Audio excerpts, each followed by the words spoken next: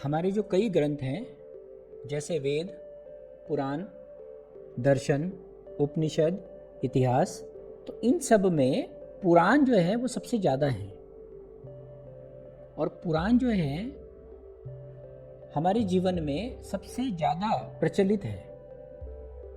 लेकिन यही कारण भी है कि हमने पुराण को गलत ढंग से लिया है और हम नहीं समझ पाते हैं।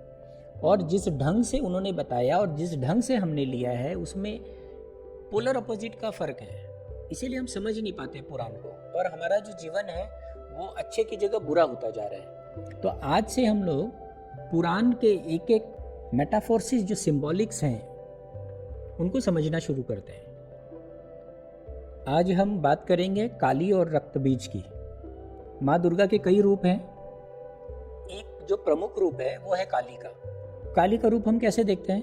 माँ काली हैं, उन्होंने एक राक्षस का सर काटा है, उससे रक्त निकल रहा है और वो रक्त पी जा रही है। किस बात का सूचक है यह? माँ काली कौन है, रक्त बीज कौन है, और यह जो स्वरूप है वो हमें क्या संदेश देता है? माँ काली जो है प्रकृति का रूप है और रक्त बीज भी जो है वो असुर का स्वरूप है। असुर कौन? जो प्रकृति का प्राकृतिक नियम से उपयोग नहीं करता है उसे असुर कहते हैं। कुछ प्राकृतिक ढंग यह है कि आप उनको बिना समझे अगर उनके साथ जैसा व्यवहार करते हैं वैसा व्यवहार अगर आप करेंगे तो आपके ऊपर उसका नेगेटिव इम्पैक्ट आएगा। जैसे एक तो जो सामान्य बात है कि काम, क्रोध, लोभ, हमें इन सबको क्या करना चाहिए? दबाना चाहिए। ये एक सामान्य बात है। देखिए, लेकिन ये आया कहाँ से? क्रोध को क्या आपने जन्म दिया या प्रकृति से आया है? प्रकृति से आया ना। अगर प्रकृति में नहीं होता तो आप क्या जन्म दे पाते? काम को भी तो आपने जन्म नहीं दिया, काम तो आपके साथ ही जुड़ा हुआ है, आपका जन्म ही काम से हुआ है और आपने जन्म नहीं दिया है काम को। काम तो प्रकृति का ही हिस्सा है।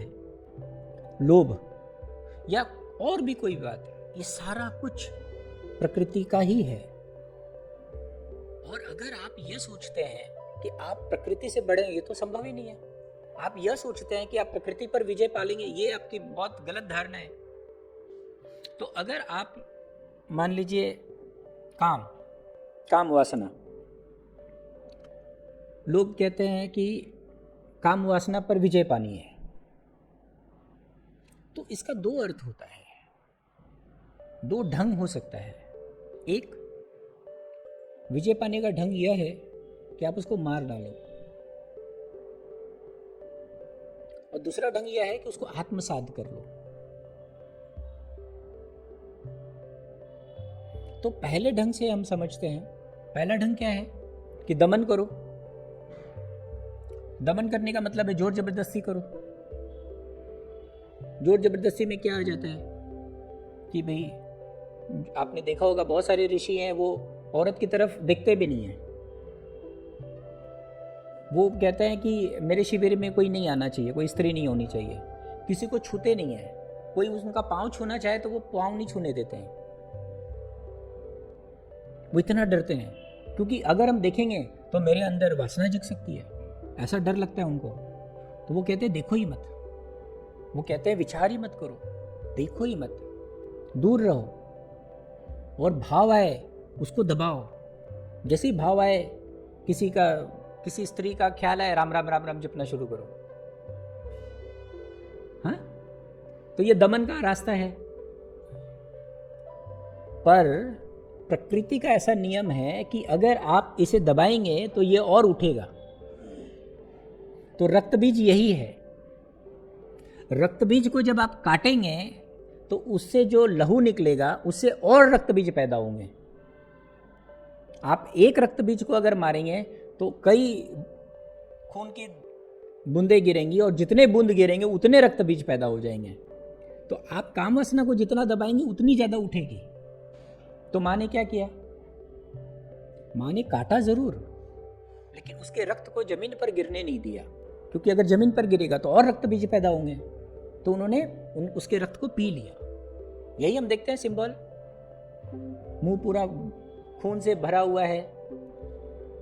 तो ये जो रक्त बीज है ये प्राकृतिक काम वासना का प्रतीक है। इसको आप नहीं मार सकते। तो क्या करना होगा? माँ काली की तरह उसके रक्त को पी जाना पड़ेगा। तो हमें भी क्या करना है? काम वासना अगर उठे तो काम वासना का रूपांतरण कैसे हो, उस पर काम करना चाहिए। जैसे मैं छोटी छोटी विधियां बताता हूँ। जैसे अगर काम वासना बहुत जगे तो आप किसी को भी आलिंगन कर लीजिए, आपकी काम वासना तिरोहित हो जाएगी। जैसे पेड़ है, आपके पास अगर स्त्री नहीं है, नहीं हो सकती है ना, कई कारण हो सकते हैं, नहीं है तो आप प्रेम तो कर सकते हैं। आप पेड़ से प्रेम करिए। प्रेम से प्रेम मतलब क्या? आप पूरे भाव से भर जाइए कि यह भी तो प्रकृति का ही एक रूप है, उसके प्रति भी तो स्नेह होना चाहिए, उसके प्रति भी तो कभी प्रेम होना चाहिए। कभी किसी पेड़ को आपने गले लगाया है? आप अगर ऐसी भाव रखेंगे कि कोई मिल जाए और आप उसको गले लगा लें, अगर आपका भाव इतना प्रेम अगर है, तो उस चित्त में काम वासना तो कभी जन्म ही नहीं ले सकती है, क्योंकि काम वासना का रूपांतरण हो जाएगा उस प्रेम के आविर्भाव में। काम वासना तो जन्मती है क्योंकि आप इतने अपने आप को अकेले कर लिए हैं। आप किसी से प्रेम नहीं करते, किसी से अच्छे से बात नहीं करते हैं, आप किसी के प्रति अच्छा भाव नहीं रखते हैं। आपका जो ऊर्जा है, काम ऊर्जा जो है, वो बहता ही नहीं है। तो आपको आत्मसात कर लेना होगा। यानी उसको सबसे पहले तो आपको मान लेना पड़ेगा कि यह मेरे जीवन का एक अभिन्न अंग है। इसको परमात्मा नहीं दिया है, इसको प्रकृति नहीं दिया है, मुझे इसके साथ जीना है। अगर ये भाव रखेंगे ना तो ही तिरोहित हो जाएगा। अगर आप लड़ेंगे तो वो और बढ़ेगा। अगर आप लड़ेंगे नहीं, अगर आप उसको मान लेंगे कि हाँ ये ऐसा है, अगर आपने उसको एक्सेप्ट कर लिया, अगर आपने पूरे भाव से उसका आलिंगन कर लिया कि ठीक है ये काम वासना उठ रही है मुझे, मैं इसके लिए भी राजी हूं, मैं दूसरे का नुकसान नहीं करूंगा, इसके लिए मैं झंझट में नहीं जाऊंगा कि किसी को क्या बोलते हैं लोकल भाषा में पटाने जाऊं किसी से, या फिर झंझट में पड़ूं कि भाई शादी कर लूं, या फिर अगर शादी नहीं संभव है तो किसी से अफेयर करूं। हाँ, कोई ज़रूरी नहीं है। आप खाली एक्सेप्ट कर लीजिए कि ये जीवन का एक अंग है। उस एक्सेप्टेंस में, उस भाव में आपकी काम वासना जो है ना चली जाएगी। आप कभी करके देखो। कभी अगर काम वासना उठे तो आप हाथ जोड़कर उसे नमस्कार करो, उसे प्रणाम करो। ये प्रकृति का ही देन है, प्रकृति का ही रूप है। वो चली जाएगी, वो आपको परेशान नहीं करेगी। परेशान तभी करती है जब आप किसी स्थिति से लड़ते हैं। तो यह है आत्मसाध करना। तो माँ काली और रक्त बीज का जो स्वरूप है वो यह हमें सीख देता है कि आपको बहुत सारे प्राकृतिक गुण, अवगुण सबको आपको आत्मसात कर लेना है।